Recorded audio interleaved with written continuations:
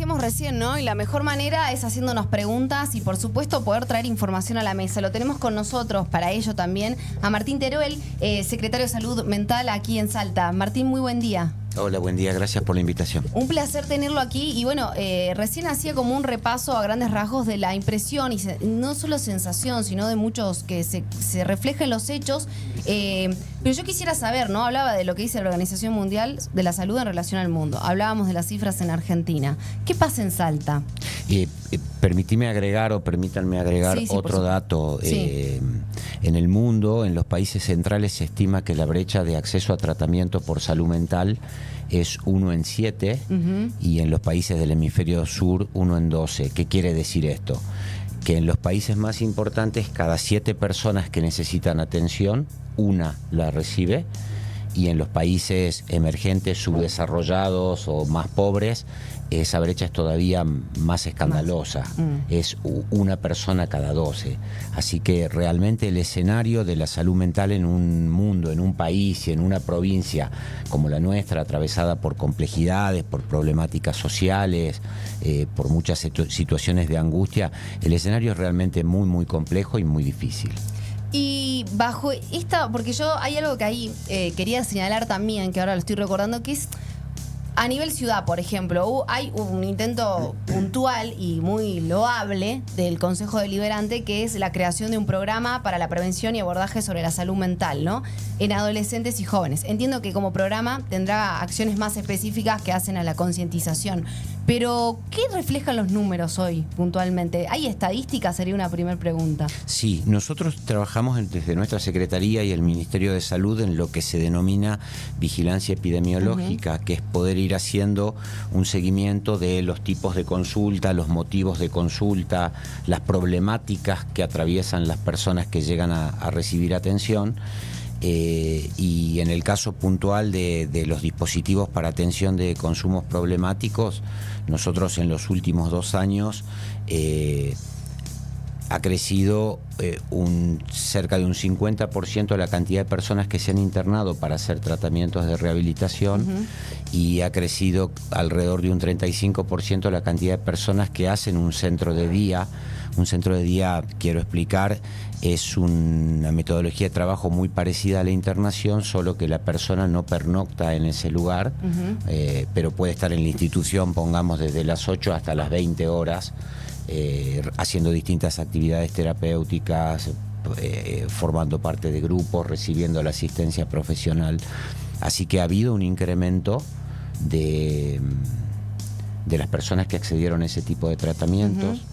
Tenemos un número alto que está cerca de los 3.300 personas entre enero y octubre de este año que iniciaron algún tipo de tratamiento por problemáticas de consumo y sin embargo evidentemente todavía queda un montón por hacer, todavía hay en los barrios realidades que son muy muy difíciles y sobre todo un escollo que es y que en esto yo la escuché el otro día en un programa de televisión y charlaba más temprano con Analía, la señora que va a venir después, y realmente coincidimos en que hay un escollo muy difícil de doblegar, que es las resistencias que las personas que están atravesando por un problema presentan para ir a consultar o presentan para ir a tratarse.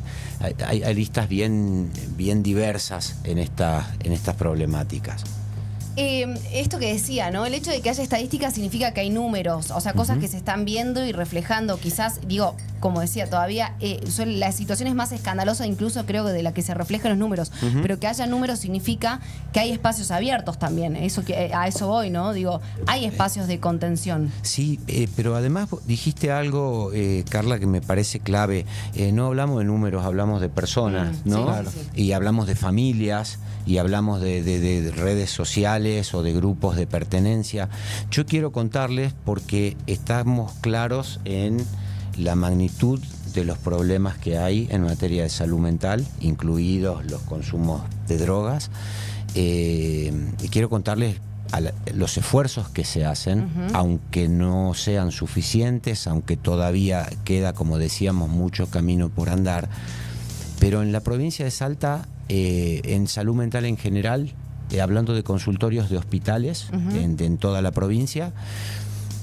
En el primer semestre de este año creció un 27% la cantidad de consultas. Quiere decir que si en diciembre se atendían 3 personas, en enero se atendían 4. ¿Y esto se debe a la cantidad de gente que está empezando a sufrir o que sufre sobre esta problemática? Ahí llegó, pero les quería compartir otra cosa, pero siempre pensando que no hablamos de números, sino de gente. Sí. Si comparamos cómo crecieron las atenciones en el sistema de salud pública en este semestre con el primer semestre del año pasado, creció casi un 49%. Es decir, que si se atendían 10 personas en junio del año 2024, en junio del año 2025 se atendían 15.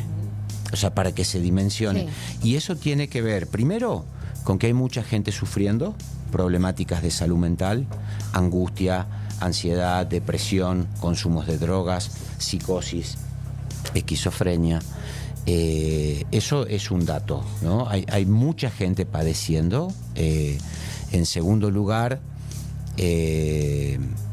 mucha gente que antes quizá buscaba atención y la podía buscar en el sector privado, en un consultorio particular, hoy no lo puede hacer porque no puede pagar la consulta y entonces acude al sistema público. Y creo que el tercer factor es que han crecido las consultas porque también, y con mucho esfuerzo, se han incorporado profesionales en lugares donde antes no había.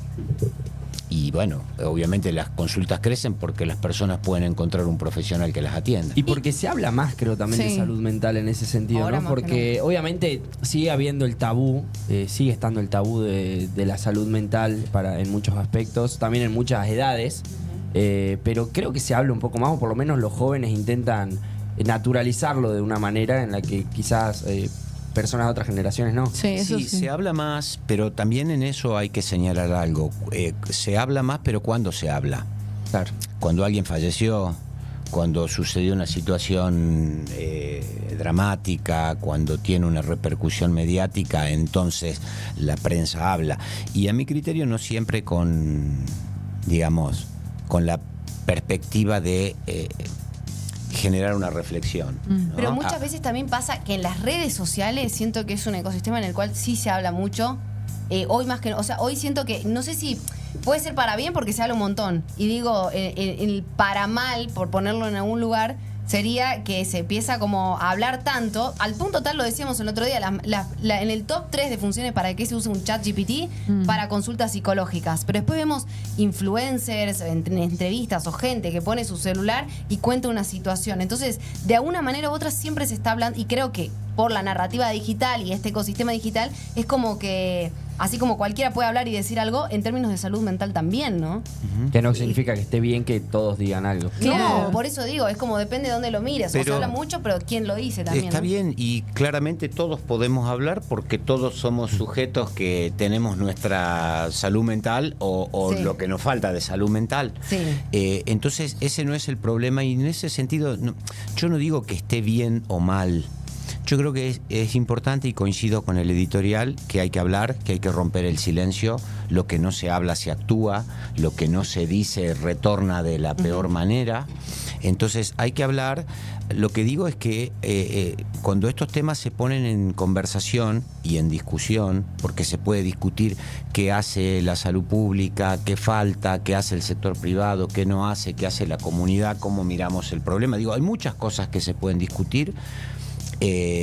Así que no digo que bien o mal, lo que digo es que la discusión tiene que ser en perspectiva de reflexionar y de poder llegar a una síntesis, ¿no? Es decir, a la síntesis en términos dialécticos. Uno tiene una idea, otro tiene otra, y hay que llegar a una conclusión, a un punto en común. Eso quería preguntar recién. ¿Cómo se encuentra ahora el sistema de salud, específicamente en esta área de salud mental? Porque cuando por ahí pasa que hay un profesional que te deriva, te dice, si es salud mental tenés que ir al Ragone. Y cuando uno va al Ragone o va a sacar turno o busca la forma, te dicen, mira, no tenemos turno, tenés que esperar. Lo decía recién Carlita por ahí, meses esperando, y por ahí cuando llega ese turno, si es que llega tarde. ¿Cómo se encuentra ahora el sistema? con dificultades. Cuando la gente dice me costó conseguir un turno, muchas veces efectivamente es así. Otras veces el acceso es más rápido. Nosotros para ciertas problemáticas en salud pública intentamos que haya lo que se llaman turnos priorizados o protegidos. Para que se den una idea, nosotros en la provincia hemos incorporado en los últimos 12 meses 37 profesionales de salud mental, entre psicólogos, psiquiatras, trabajadores sociales. Eso, por ejemplo, nos permitió que en 11 hospitales de la provincia donde no había profesional de la salud mental, hoy haya. Por eso decía que creo que eso también genera que gente que antes no podía consultar ahora pueda. Y todavía nos faltan hospitales por cubrir, por un lado. Y por otro lado, que haya una psicóloga en el hospital X del interior no significa que esa psicóloga necesariamente va a dar abasto. Claro. Probablemente no va a dar abasto. Sí significa que vamos recortando esa brecha, claro, de la que yo no, hablaba, por supuesto. que hay gente que puede Ahora consultar. hay, antes no. Ahora todavía falta. En la ciudad de Salta hay 62 centros de salud, que es lo que la gente llama la salita. Sí. En 51 centros de salud hay un profesional de la psicología. Todavía quedan en 11. Claro. Bueno, Es un paso a paso. pero realmente es muy difícil. Claro, Entonces, lo que a nosotros nos importa contarle a la gente es los esfuerzos que se hacen. Y esos esfuerzos muchas veces no alcanzan. Que yo diga que hay 3.300 casi personas que hicieron tratamiento o lo están haciendo por consumos en los servicios de la provincia, no tienen que ir a pagar al sector privado.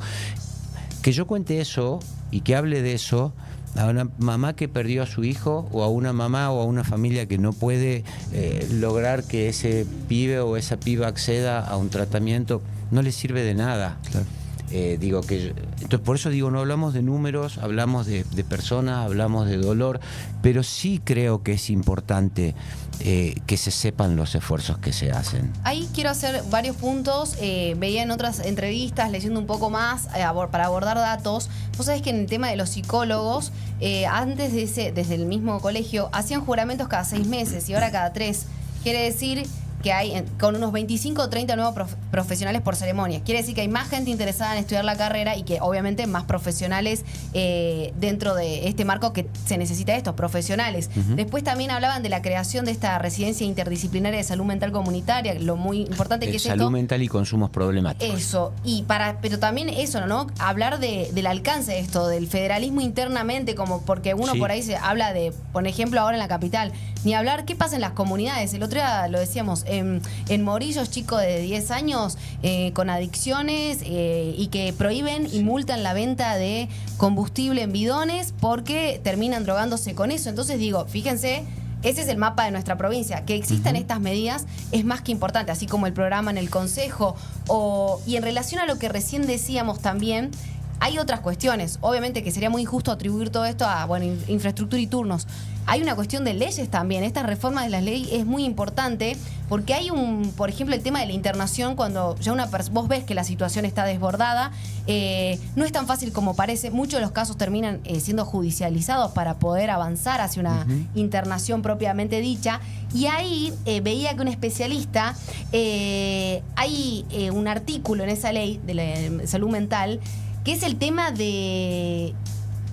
Es el conflicto, lo quiero trasladar así como la imposibilidad de internar de manera involuntaria a quienes representan un riesgo claro para sí mismos. O sea, vos no podés hacerlo sin su voluntad, que eso está claro. Ahora... No.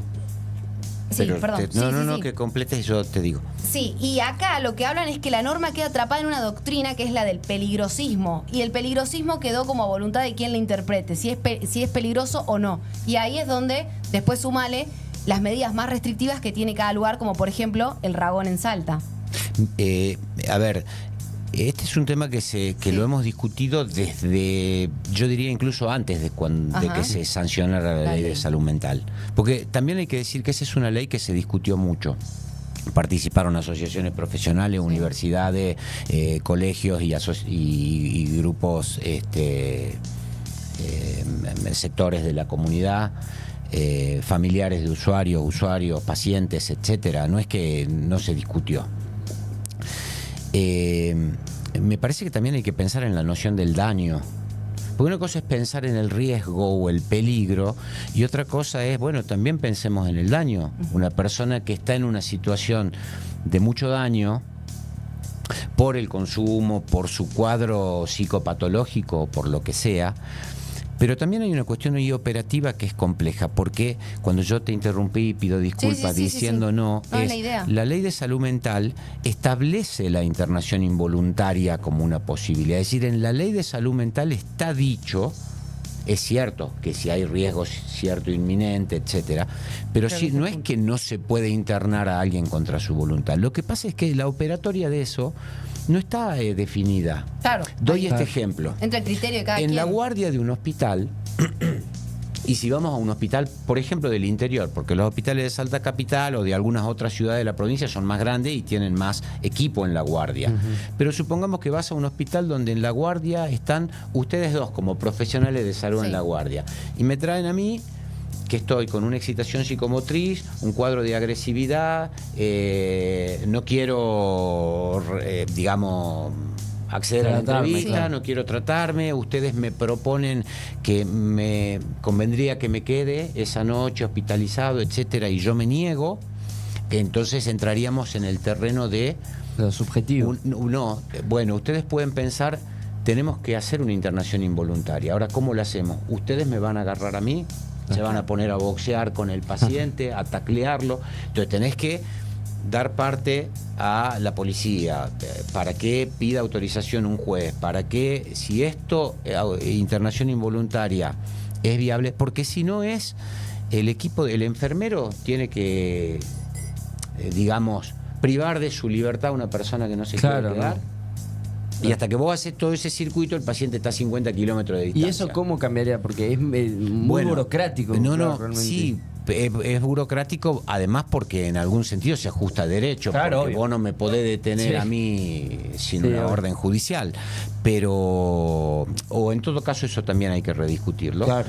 Pero digo, bueno, hay que ver, hay que discutir, porque si no tendríamos que pensar si tiene que haber un grupo de personal de seguridad o de la policía en la guardia de cada hospital, de cada centro, de cada servicio. Digo, son discusiones, porque estamos hablando, si lo vamos a poner con todas las cartas sobre la mesa, estamos hablando de situaciones que implican violencia. Porque una persona que no se quiere quedar en un lugar se puede poner violenta, y porque detener a alguien contra su voluntad puede implicar ejercer alguna violencia. Y ahí vamos a tener también otro tema de discusión. Porque yo hoy puedo decir, quiero que a mi hijo o a mi hija lo ingresen, le guste o no le guste porque está mal, y mañana puedo salir a decir que alguien lo golpeó, que alguien le pegó, que alguien le rasgó la ropa en el forcejeo. Y no lo estoy diciendo peyorativamente, lo estoy diciendo porque me parece que si vamos a rediscutir cuestiones de los modos de abordaje de salud mental y de la legislación en salud mental, tenemos que poner todas las cartas sobre la mesa. Y imaginarnos todas esas situaciones, aún las que no nos gusta pensar. Eso, la incomodidad.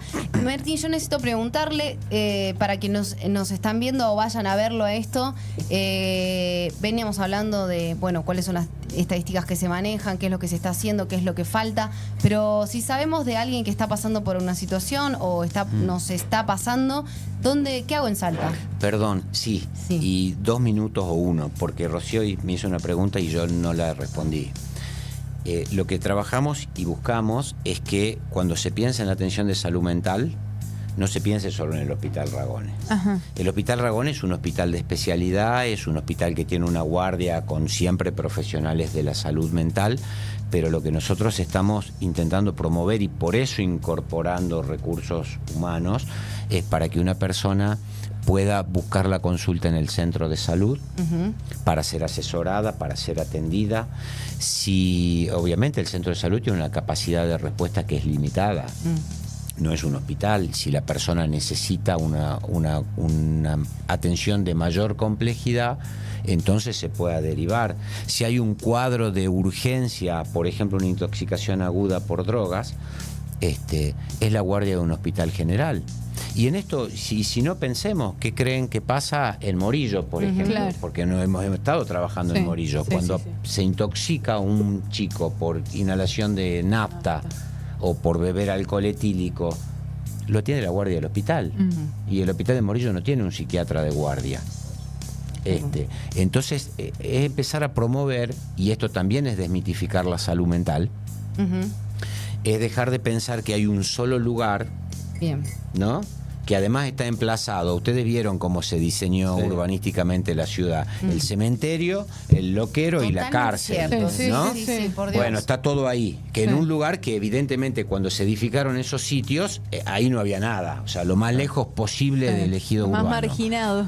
Entonces tenemos que empezar a promover, aún con las dificultades que existen y que decíamos, y con lo que le falta todavía al sistema para dar respuesta.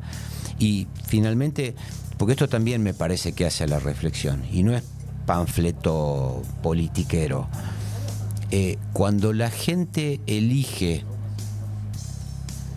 a alguien que dice vamos a destruir el Estado, lo que la gente tiene que saber es que el Estado es el hospital público, el médico de guardia, la maestra en la escuela, el policía en la calle del barrio, etcétera, etcétera. Entonces, yo lo que noto, y a esto voy, es que todos nos preocupamos y nos conmovemos cuando suceden situaciones dramáticas.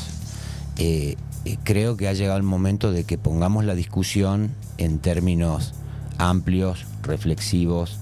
¿Qué queremos? ¿Queremos achicar el Estado o queremos tener un psiquiatra de guardia en un hospital, por ejemplo? ¿No? Ese es el punto. Y muy interesante los puntos de debate que hay que dar.